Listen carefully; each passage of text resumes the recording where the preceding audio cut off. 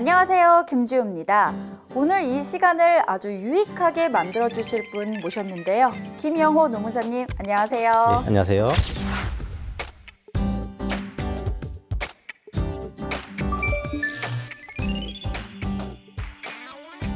오늘은 어떤 이야기를 나눌 건가요? 예, 노사 간에는 참 여러 가지 갈등들이 많죠. 노사 간의 협력을 위해서는 먼저 그러한 갈등의 원인들이 뭔지, 그리고 해결 방법이 어떤지 이해할 필요가 있습니다. 왜냐하면 원인에 따라서 소통의 방법이 달라질 수 있기 때문에요. 앞으로는 제가 갈등의 원인을 5가지로 구분해서 설명을 드리려고 합니다. 자, 그러면 첫 번째 갈등 사례 한번 보실까요? 네. 자, 다음 협의 안건은 교대제 변경의 건입니다. 김지선 위원님께서 설명해 주시죠. 교대제를 변경하는 건 이제 피할 수 없습니다. 이미 동종업계에서는 3교대제가 일반화되어 있고 우리처럼 2교대제를 유지하는 회사는 거의 없습니다. 현재는 근로기준법도 아슬아슬하게 지키고 있는 상황입니다. 노측도 교대제 변경을 반대하는 건 아니지만 아시다시피 교대제를 변경하면 임금이 너무 줄어듭니다. 우리도 다른 회사처럼 임금에 대한 보전수당을 마련해 주시면 교대제 변경 반대하지 않습니다. 보전수당을 말씀해 주셨는데 일부 회사는 가능하겠지만 대부분 중소기업은 그럴 여유가 없기 때문에 임금을 보전해 주지 못하고 있습니다. 아니 위원님, 제 주위에 있는 다른 회사들도 다 교대제를 변경하면서 보전수당을 지급하고 있습니다. 다른 회사는 그렇게 안 하고 있다고요? 뭔가 잘못 알고 계신 것 아닌가요? 교대제 변경에 대해 다른 회사들은 어떻게 하고 있는지 서로 의견이 다른 것 같습니다. 이런 갈등은 어떻게 소통을 해야 할까요? 네, 노무사님, 교대제에 대한 사측과 노측이 가지고 있는 정보가 다른 것 같죠? 예, 우리가 이런 종류의 갈등을 정보 갈등이다라고 얘기를 합니다. 아주 초보적인 갈등이에요. 정보나 사실의 차이가 있는 거죠. 그리고 어떤 사건이나 자료, 언행에 대해서 해석이 다른 겁니다. 이 문제는 객관적 정보가 부재한 상태에서라는 갈등으로 이해를 하시면 돼요. 가장 관리하기 쉬운, 왜냐하면 정보를 제대로 알려주면 하면은 해결할 수 있는 그런 갈등이니까 아주 관리하기 쉬운 갈등으로 이해하시면 되겠습니다. 저는 굉장히 어렵게 느껴졌는데 관리하기 쉬운 갈등이었군요. 그럼 이렇게 각자 다른 정보를 가지고 있는 경우 당연히 갈등이 발생하기 마련이잖아요.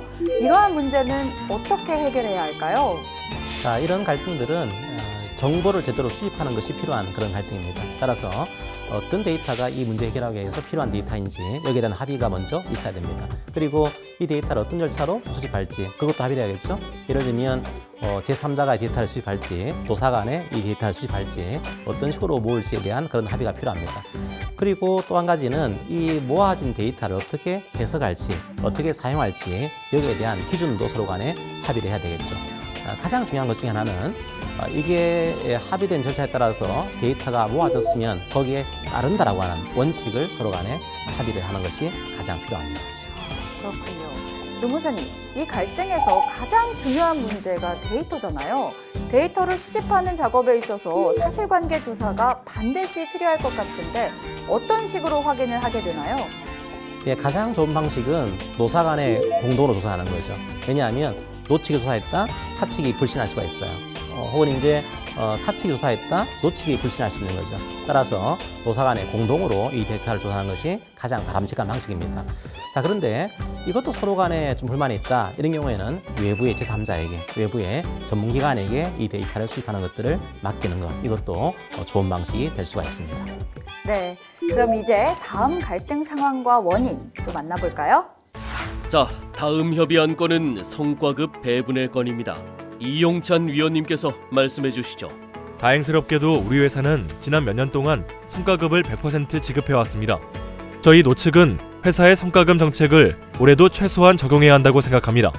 위원님 말씀대로 성과급이 문제없이 지급되면 참 좋겠지만 올해도 성과급을 지급하면 회사 재정 상황이 너무 힘들어집니다. 따라서 올해는 성과급을 지급하지 않는 게 맞다고 봅니다. 그건 노측에서도 충분히 이해하시리라 생각합니다. 어려운 회사 상황은 저희들도 이해하기 때문에 최소한도의 성과급만 요구하는 겁니다. 안 그래도 지금 회사 분위기가 좋지 않은데 최소한의 성과급이라도 지급되면 근로 의욕도 올라갈 겁니다. 글쎄 회사가 너무 어렵다니까요.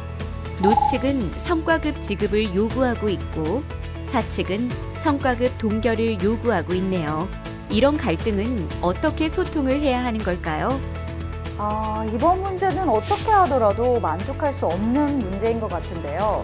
성과급 지급에 관한 문제, 정말 예민할 수밖에 없죠. 노무사님, 이건 어떤 종류의 갈등이라고 볼 수 있을까요? 예, 우리가 이런 종류의 갈등을 보통 분배 갈등이다 이런 표현을 씁니다. 자원이 한정이 되어 있는 거죠. 돈은 무한하지 않습니다. 권력이 한정이 되어 있는 거죠. 승진도 다 할 수가 없는 거죠. 그래서 이런 갈등의 가장 중요한 문제는 결과가 아니고 절차입니다. 이제 이 사람을 승진시키겠다 이게 중요한 게 아니고 어떤 절차를 거쳐가지고 승진을 하겠습니다. 여기에 대한 합의가 가장 중요한 그런 갈등으로 이해하시면 되겠습니다. 결과보다 절차다라는 말씀이시군요. 그렇다면 노사 모두 민감한 문제인 분배 갈등, 어떻게 해결해 나갈 수 있을까요?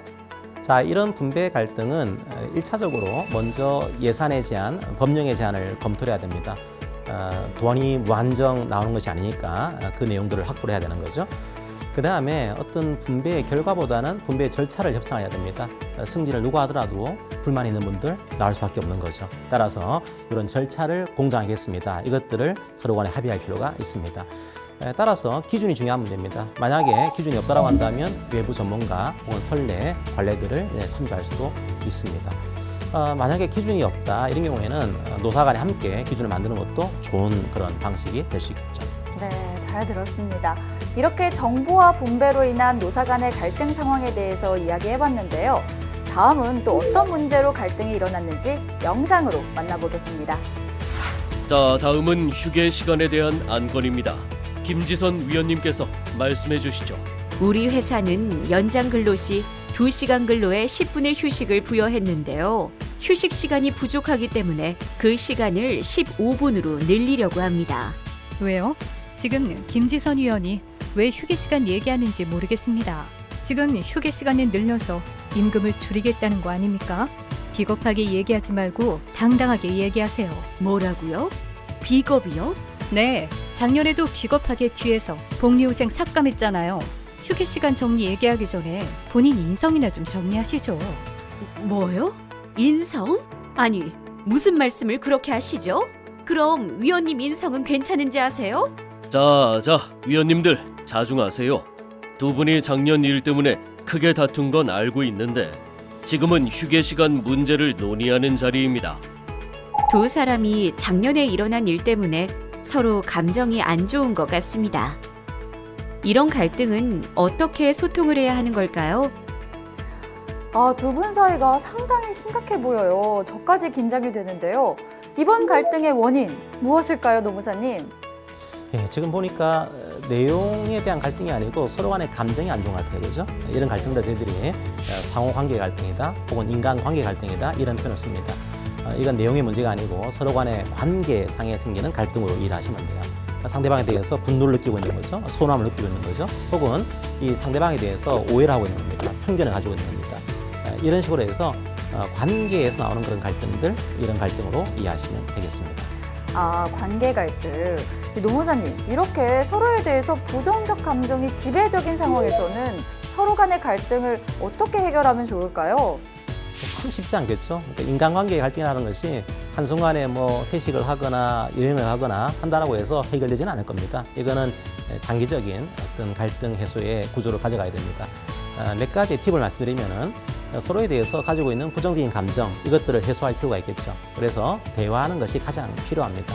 이런 갈등들은 대화할 기회들을 많이 만들어주는 거죠. 오해를 풀 수 있는 기회, 서로 간에 사과할 수 있는 기회, 이런 기회들을 주는 겁니다. 그리고 가급적이면은 하나의 기술적인 팁인데요.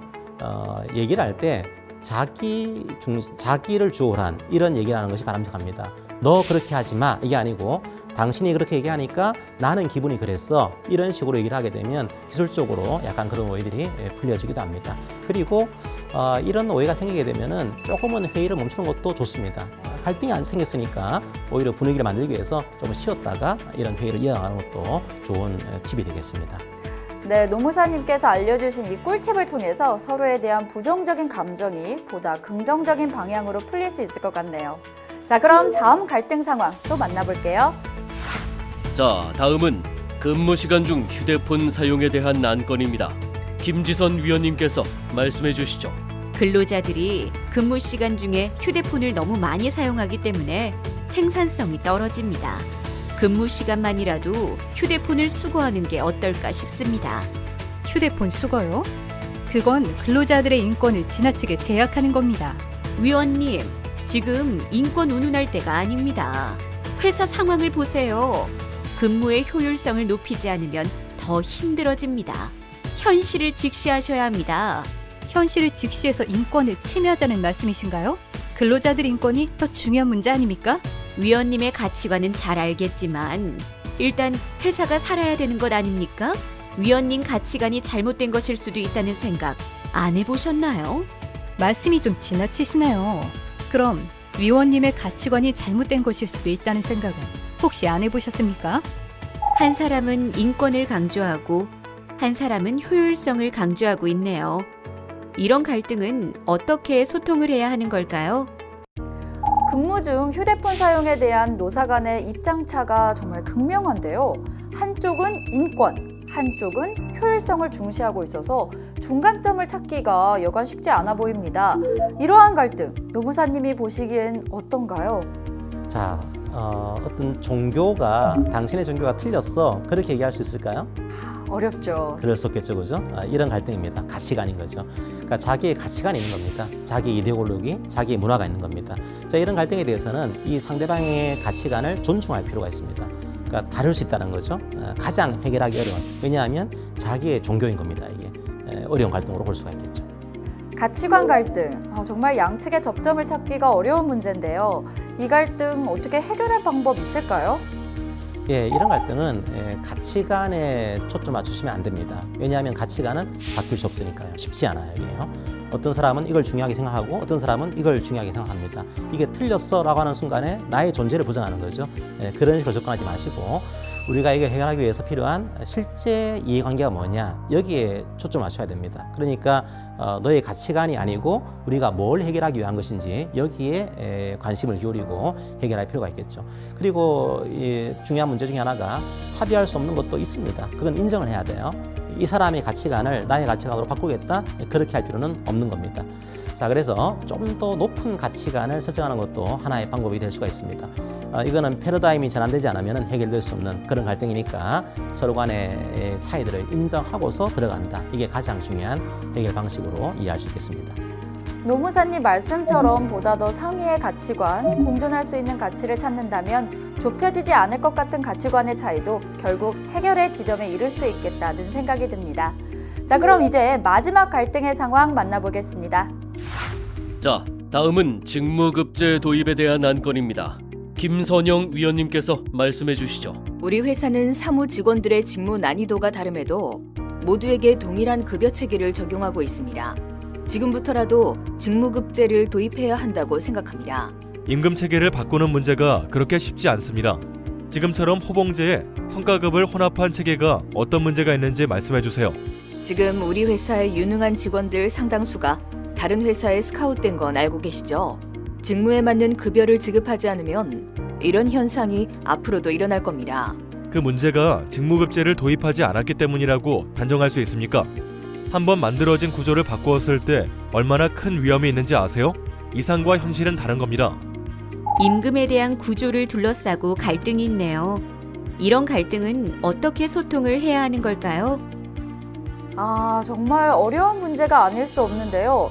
임금 구조는 사실 이미 자리 잡은 내부 제도가 있어서 이를 쉽게 바꾸기가 쉽지 않을 것 같습니다. 노무사님께서는 이 갈등을 어떻게 보셨나요? 네, 그렇죠. 말씀하신 것처럼 참 쉽게 바뀌기 어려운 그런 내용이죠. 단순하게 임금을 2% 올리겠다, 3% 올리겠다 이런 내용이 아닌 겁니다. 아예 임금 제도로 바꾸는 겁니다. 한마디로 이 갈등은 어떤 우리를 둘러싸고 있는 구조, 제도, 시스템 여기를 둘러싼 갈등 이렇게 이해하시면 되겠죠. 이 갈등을 저희들이 구조적인 갈등이다 이런 식의 표현을 쓰게 됩니다. 이러한 구조적 갈등은 어떻게 해결할 수 있을까요? 구조를 쉽게 바꿀 수는 없겠죠. 그러니까 이것들은 장기간의 어떤 해결 과제로 이해할 필요가 있습니다. 일차적으로 외부의 구조를 바꾸는 방식이 있을 수가 있겠죠. 이것들은 각종의 법령이라든지 각종의 제도를 바꾸는 식으로 할 수도 있고요. 우리 내부의 구조 같은 경우에는 단기적인 해결을 해서는 안 되고 지속적이고 집단적인, 그러니까 조금 시간을 두고서 문제를 해결한다, 이런 마음을 가질 필요가 있습니다. 그리고 또 한 가지는 한쪽만 참여해서 안 되고 노사 간에 함께 이 구조를 해결한다, 이런 마인드를 가지고서 구조적 갈등을 해결할 필요가 있습니다.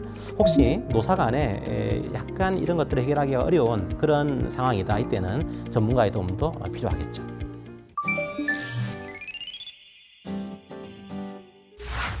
노사 간 다양한 갈등 상황과 원인, 그리고 해결 방법에 대해서 이야기 나눠봤는데요. 이제 소통의 기법, 소통을 위한 꿀팁을 알아보려고 합니다. 사례 먼저 함께 보실까요? 자, 그러면 정기노사협의회를 개최하겠습니다. 간사님, 휴게 시간에 대한 협의 사항에 대해서 보고해 주세요. 네, 그러면 우리 회사 휴게 시간의 실태와 설문 결과에 대해 보고 드리겠습니다. 자, 간사님으로부터 휴게 시간에 대한 말씀을 들었습니다. 그럼 위원님들은 의견을 말씀해 주세요. 자, 의견이 올라왔으니까 토론을 해야 할 것 아닙니까? 한마디씩 해주세요. 의견 없으시면 이 안건은 협의 없이 넘어가도 될까요? 아니요. 그렇게 하시면 안 되죠. 안건이 올라왔으니까 협의를 해야죠. 아, 그러면 얘기를 좀 해주세요. 그래야 회의가 진행될 것 아닙니까? 의장의 발언 요청에도 모두들 입을 다물고 있습니다. 회의가 원활하게 진행되기 어려운 상황인데요. 이런 꽉 막힌 분위기 어떻게 전환할 수 있을까요? 영상을 보는 내내 제 가슴이 답답했습니다. 노무사님, 이 꽉 막힌 회의 시원하게 뚫어버릴 팁 좀 알려주세요. 자, 그렇죠. 이런 답답한 회의 어떻게 해야 될까요? 질문이 좋은 방법입니다. 질문은 여러 가지 효과를 가지고 있어요. 우선 의문을 해소할 수 있습니다. 이 문제에 대해서 어떤 의문이 있는 것인지 이 의문을 해소할 수 있고요. 두 번째로는 질문을 통해서 이 문제에 대해서 공유할 수 있는 그런 내용을 가지고 있습니다. 그리고 일부 참석자가 독단적으로 회의를 진행할 때가 있어요. 질문을 통해서 그런 독선을 예방할 수 있는 거죠. 질문을 하라. 너무 좋은 방법인데요. 그런데 그 질문 어떻게 해야 할까요? 예, 질문의 방법은 다양합니다. 가장 일반적으로 쓰는 방법이 전체 질문이죠. 여러분 어떻게 생각하십니까? 의견 있으신 분 계십니까? 이런 식의 질문을 하는 겁니다. 참여를 제고하는 거죠. 좋은 방식입니다. 부작용도 있습니다. 어떤 부작용이 있을까요? 잘 생각이 나진 않는데 어떤 부작용이 있나요? 이 질문은 원래 회의 분위기를 올리게 하는 것이 목적인데 오히려 답변하는 사람이 없게 되면 회의 분위기가 더 깔아앉을 수 있겠죠. 그래서 전체적인 분위기를 판단해서 전체 질문은 활용을 할 필요가 있습니다. 네, 특정 대상을 지목하지 않고 질문하는 방법. 그런데 이럴 때 아무도 대답을 하지 않으면 어떻게 해야 될까요? 예, 지목해서 질문하는 거죠. 그래서 누구 씨에게 묻습니다. 이런 식으로 개별적으로 질문을 하는 겁니다. 침묵을 깰 수도 있고요. 발언의 독점을 예방할 수도 있습니다. 일부 참석자가 얘기하는 것들을 막을 수가 있는 거죠. 삼천포로 빠지는 그런 발언을 제지할 수도 있죠. 그런데 한편으로는 부작용도 있습니다. 만약에 특정인만 지목하게 되면 공정성을 좀 의심할 수 있는, 아니 왜 저 사람만 질문하는 거지? 이런 식의 의심을 살 수도 있는 거죠. 그래서 이것들은 아무도 발언하지 않을 때 그때 활용하기 좋은 그런 질문으로 이해하시면 되겠습니다. 네, 개별 질문 후에도 참여가 미진한 경우에는 혹시 또 다른 방법으로 질문을 유도할 수 있을까요? 예, 꼬리에 꼬리를 무는 질문을 하는 거죠. 이런 질문이 나왔으면 그러면 또 누구 씨는 어떻게 생각하세요? 또 누구 씨에 대한 답변이 나오게 되면 또 누구 씨는 어떻게 생각하세요? 이런 식으로 릴레이식으로 질문하는 것도 회의의 굉장히 좋은 질문 방식 중에 하나입니다. 그리고 역질문을 할 수도 있어요. 이건 어떤 문제인가 하면 만약에 어떤 의도성이 있는 굉장히 조금 발언하기 쉽지 않은, 대답하기 쉽지 않은 이런 게 나오게 되면은 반대로 질문하는 거죠. 그러면 당신은 어떻게 생각하세요? 이런 식의 질문을 통해서 조금 그런 분위기들을 바꿔나갈 수가 있는 겁니다. 네, 역질문 정말 좋은 방법인 것 같은데요. 여러 유형의 질문을 통해서 참여를 유도하는 스킬을 이번 시간에 배워봤습니다. 다음 소통의 기법을 만나보기 전에 사례 먼저 보도록 할게요. 자, 다음으로 임금 피크제에 대한 논의를 시작하겠습니다. 현재 정년과 임금 체계에 대해서 먼저 김지선 위원이 말씀해 주세요. 네, 우선 알고 계신 것처럼 우리 회사의 정년은 60세입니다. 그리고 임금 체계는 영공급제를 중심으로 설계되어 있습니다. 해마다 조금씩 임금이 올라가기 때문에 60세가 되면 임금이 제일 높다고 봐야겠죠. 그럼 그래프를 통해서 정년이 될 때까지 임금이 얼마나 올라가는지 설명드리겠습니다. 설명 잘 들었습니다. 그렇다면 어떻게 하자는 거죠? 그래프에서 보셨지만 임금이 너무 가파르게 상승합니다. 회사도 어려운 상황이라 임금 피크제를 도입하는 것이 필요하다고 봅니다. 즉, 55세를 기점으로 임금을 조금씩 떨어뜨려야 한다는 것이죠. 김 의원님, 임금 피크제는 취업규칙 변경사항입니다. 네, 맞습니다. 이 자리에서 어느 정도 협의하고 취업규칙 개정 절차에 따라 취업규칙을 개정할 예정입니다. 임금 피크제를 도입하려면 정년을 연장해 주셔야죠. 정년을 62세로 연장하고 임금 피크 시기는 57세로 하는 것 어떻겠습니까? 제가 볼 때 임금 피크 시기는 55세로 하고 정년을 61세로 하되 해마다 임금을 조금만 삭감하는 것으로 하는 게 좋겠습니다. 지금 사측의 안은 너무 극단적입니다. 정년은 연장하지 말고 임금 피크제를 도입하는 게 좋겠습니다. 다만 정년 퇴직 이후에 촉탁직 근로자로 재고용하는 게 어떨까요? 아니, 그럴 바에야 정년을 연장한 게 낫죠. 회의가 활발하게 진행되고 있는 듯하지만 아무 기준도 없이 서로 자기 의견만 늘어놓고 있는 것 같은데요. 이럴 땐 어떤 방법을 취하는 게 좋을까요? 네, 임금 피크제에 관해서 위원들의 참여가 상당히 활발한데요. 하지만 의견이 너무 분분해서 결과에 이르기가 쉽지 않아 보입니다. 노무사님께서는 어떻게 보셨나요? 예, 오히려 이런 것들은 좋은 방향으로 해석할 필요가 있습니다. 실제로는 브레인스토밍을 하고 있는 거죠. 이런 것들은 다양하게 활용할 수 있는 전략 중에 하나입니다. 아이디어가 필요하다, 혹은 문제 얘기를 해야 되는데 딱히 묘안이 떠오르지 않는다, 혹은 얌전한 참석자가 너무 많다, 이런 경우, 혹은 자기 의견만을 주장하는 사람이 많을 때, 혹은 사람들이 너무 딱딱하게 굳어 있을 때, 이런 경우에는 오히려 다양하게 의견을 얘기할 기회를 주는 겁니다. 브레인스토밍, 머리를 폭발을 시키는 거죠, 한마디로. 그래서 다양한 의견들을 서로 취합하는 것, 이런 방식들을 하는 것도 나쁘지 않습니다. 좋은 방식 중에 하나입니다. 브레인스토밍 언제 하는지에 대해서 말씀해 주셨는데요. 그럼 어떻게 해야 제대로 된 브레인스토밍이 가능할까요? 자, 브레인스토밍의 가장 중요한 유의사항 중에 하나는 다른 사람들의 의견에 토를 나지 않는 겁니다. 만약에 다른 사람들이 얘기를 했는데 그건 틀렸어, 그건 문제가 있는 것 같아, 얘기하는 순간에 말할 자신감을 상실하는 거죠. 그래서 다 수용하는 겁니다. 일단은 상식에서 벗어난 상당히 허무맹랑한 그런 아이디어라고 할지라도 환영을 해야 되고요. 예, 질보다는 양을 존중해야 됩니다. 그리고 이것들은 누군가 옳다 그러다 OX가 아니기 때문에 다른 사람 아이디어에 편승하는 것도 좋은 전략 중에, 방법 중에 하나입니다. 이렇게 브레인스토밍을 통해서 상당히 다양한 아이디어가 도출됐는데요. 그럼 그중에서 무엇을 선택해야 하는가에 대한 문제가 또 있을 것 같아요. 선택의 기준이 있을까요? 예, 브레인스토밍에서 가장 중요한 문제 중에 하나죠. 왜냐하면 의견은 다양하게 나왔는데 의견을 다 수용할 수가 없습니다. 그중에 한 가지를 선택을 해야 되는 거죠. 자, 그때 필요한 것이 선택의 기준입니다. 이것들은 노사 간에 합의를 해야 돼요. 만약에 우리 회사가 공공기관이 있다 했다는 합법적인 거냐, 이게 하나의 기준이 될 수 있겠죠. 그 다음에 우리 회사는 조금 이제 실제성과 어떤 용이성을 중요하게 생각한다 그때는 실제성과 용이성을 하나의 기준으로 삼을 수도 있습니다. 그래서 우리가 과연 선택할 수 있는 기준이 무엇인지 기준을 정해놓고 이 기준을 통과를 시키는 거죠. 그래서 만들어진 하나의 대안들을 선택하는 겁니다. 이 기준이 가장 중요한 내용 중에 하나입니다. 자, 그리고 그럴 때가 있어요. 우리나라 사람들이 좀 말을 하기 어려울 때 그때는 쓰게 하는 겁니다. 브레인스토밍의 변형이죠. 브레인 라이팅이에요. 그래서 이제 서류를 나눠드리고 거기에다가 자기 생각을 적게 하는 이런 방식도 활용할 수가 있어요. 혹시나 발언하기 어려운 그런 사업장에서는 브레인 라이팅의 방식을 활용해 보는 것도 권면을 드립니다. 네, 이렇게 브레인스토밍을 통해 아이디어를 충분히 나누고 이 중에서 좋은 아이디어를 선택하는 스킬까지 배워봤습니다. 이렇게 회의는 잘 끝났고요. 회의 후에 노사협의회에서 식사 자리를 가졌다고 하는데요. 한번 같이 볼까요? 오늘 노사협의회가 잘 마무리돼서 참 감사합니다. 위원님들이 잘 협조해 주신 덕분입니다. 의장님이 회의 진행을 원활하게 해주신 덕분이죠. 아이고, 아닙니다. 사실 예전에 회의 진행했을 때 정말 힘들었던 적이 있었어요. 왜요? 무슨 일이 있었나요? 커뮤니케이션이 좀 어려웠어요. 예를 들면 어떤 사람들은 자기가 평론가인 줄 알아요. 자기는 이야기를 안 하고 있다가 마지막에 그 의견이 이런저런 문제가 있다고 평가하는 거죠. 때문에 회의가 또 원점으로 돌아가기도 했어요. 아, 제가 참석했던 어떤 회의는 위원님들이 너무 다혈질이었어요.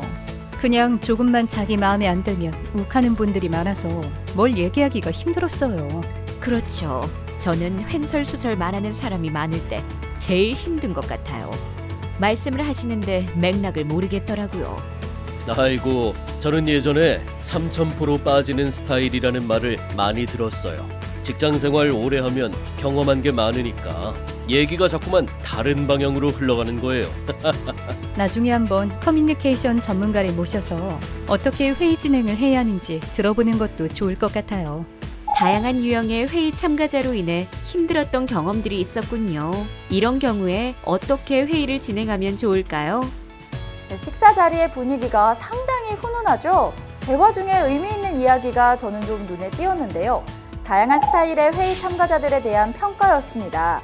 노무사님께서 그 유형에 대한 이야기를 좀 더 해주실 수 있을까요? 예, 회의를 하다 보면 굉장히 다양한 그 유형이 등장할 수 있습니다. 어떤 분들은 평론가형이 있어요. 이건 뭔가 하면은 본인은 얘기를 안 하고 있다가 마지막에 잠깐 이러면서 이건 이 문제가 있는 것 같습니다. 마지막에 등장을 해서 평론을 하는 거죠.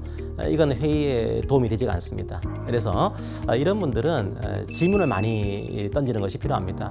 아니 그러면 위원님께서는 어떻게 이걸 할 수 있다는 거죠? 이런 식의 질문들. 그러니까 본인이 평론을 하는 게 아니고 참여하는 사람이다. 이것들을 인식시킬 필요가 있는 거죠.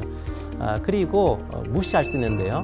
무시는 최후의 수단입니다. 그래서 가급적이면은 질문을 던지심으로써 그런 평론을 자제시키는 그런 것들이 필요하겠죠. 평론가형, 좀 짜증이 나는 스타일이긴 하죠. 박 위원님은 다혈질인 사람에 대해 이야기를 했는데요. 이런 유형에는 어떻게 대응을 해야 할까요? 예, 그렇죠. 그런 분들이 계시죠. 갑자기 회의하다가 소리를 질러요. 우리는 이유를 알 수 없어요. 이런 분들이 꼭 있습니다. 그때는 우리가 이분에 대해서 너무 이제 지적하는 것보다는 상대방이 냉정해질 수 있도록 도와줄 필요가 있습니다. 그리고 이런 분들은 상대방의 장점을 인정할 필요가 있어요. 그건 참 좋은 얘기긴 한데 하지만 지금 이 얘기를 하고 있습니다. 이런 식으로 해서 너무 이제 지적하는 것보다는 장점을 인정하면서 회의를 이어갈 수 있도록 그런 전략들이 필요합니다. 상황에 따라서 너무 회의가 격화되면은 휴식을 취하는 것도 좋은 방식이에요. 굳이 회의를 쭉 이어가야 된다 이런 생각을 할 필요는 없습니다. 잠깐 쉬었다가 조금 이제 냉장을 찾은 다음에 회의를 이어가는 이런 식도 좋은 해결 방법이 될 수가 있습니다. 아, 네. 이렇게 화를 좀 누그러뜨린 다음에 그 다음에 회의를 진행해도 좋다는 말씀이신 거죠? 네. 아, 네. 또 김 위원님은 자기 생각을 제대로 말 못하고 횡설수설하는 사람이 가장 힘들었다 이렇게 말했는데요. 횡설수설형을 만나면 어떻게 해야 좋을까요? 예, 우리가 이런 형도 많이 만나게 되죠. 얘기를 하는데 도대체 무슨 얘기를 하는지 알 수가 없는 그런 유형입니다. 듣고 있으면 이제 뭐 나는 누구, 여긴 어디 이런 생각이 드는 이런 유형이에요. 그때는 질문으로 발언을 제지할 필요가 있습니다. 너무 이어지게 되면은 회의 자체가 너무 늘어지게 됩니다. 따라서 김 의원님 그런 말씀하신 것은 이런 얘기이신 거죠? 이런 식으로 확인할 필요가 있습니다. 질문을 통해서 발언을 정리를 하는 거죠. 그리고 이분들은 잠깐 발언 기회를 다른 분한테 넘기는 것이 좋은 방법이 되겠죠. 너무 이어지게 되면 그분 때문에 회의 분위기가 약간 이상해질 수 있는 겁니다. 다른 분한테 발언 기회를 돌리는 겁니다. 네. 그리고 또 의장님께서는 본인은 자꾸 이야기가 삼천포로 샌다 이렇게 말했어요. 이럴 때는 어떤 스킬이 필요할까요? 예, 삼천포형 참 많죠. 저도 그럴 때가 많고. 네. 이야기가 특히 길어질 때 삼천포로 새는 경우가 많은 것 같아요. 맞아요. 라떼는 등장하고 네. 그런 식으로. 그때 우리가 먼저 기억해야 될 게 잠깐의 일탈은 허용하는 것이 필요합니다. 서로 간의 분위기를 푸는데 좋을 수가 있는 거죠. 하지만 일탈이 너무 길어지게 되면 회의의 목적이 사라질 수가 있습니다. 그것 때문에 적절한 시점에서는 이야기를 돌려야 돼요. 그때는 다시 한번 이 목적을 살리면서 질문을 던지는 거죠.